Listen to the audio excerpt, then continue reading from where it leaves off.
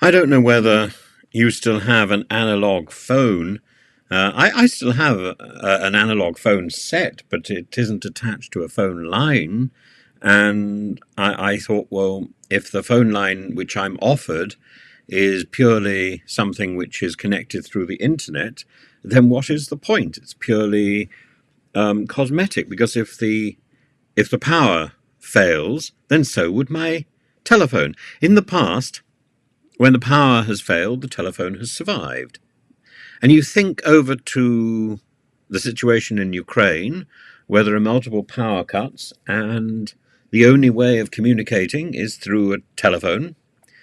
And you try communicating at a difficult time. I remember being in some earthquakes, and all the mobile phone connections went. So the only way of communicating was through a landline. And oddly, my landline, in Greece particularly, still survived, and I was able to communicate. And that's the problem. In an emergency, in a disaster, this reliance on one system for our mobile phones and for our landlines makes us incredibly vulnerable. And the post office says that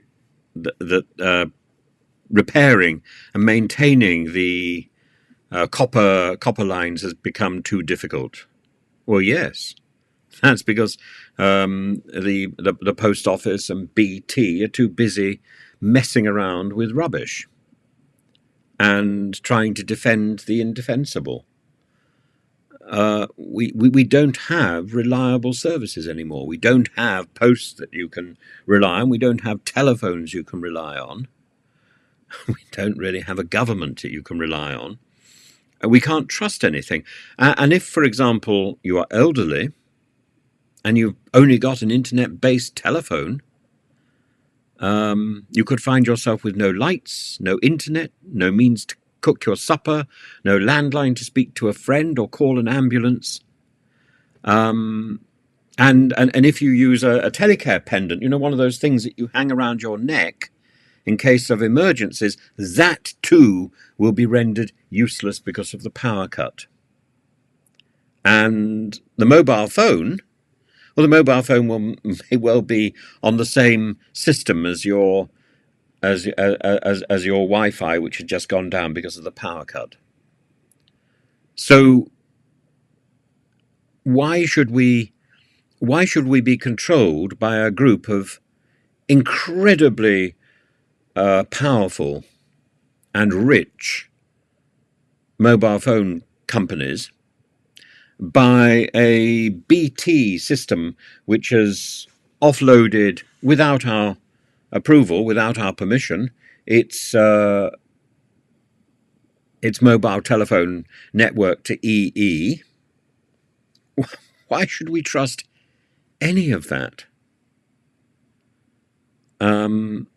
And BT says that it's no longer forcing people to switch. Well, actually, that's not entirely true. I know many people who are vulnerable who have been forced to switch.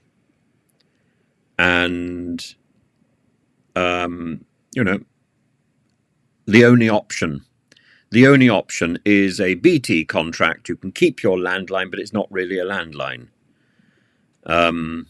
And you can't have fiber broadband unless you switch your phone. So I think that's the ultimate cheat. So it's so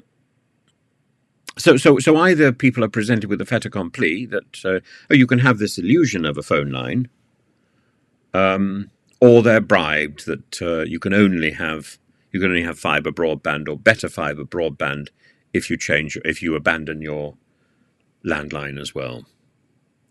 This is bullying, and it's about forcing our country to accept a second-rate system. It's also, of course, an extraordinary yaboo to all the efforts of Alexander Graham Bell, who, of course, if you remember, appeared, I think, in the in the film, and I think the play, of Chitty Chitty Bang Bang.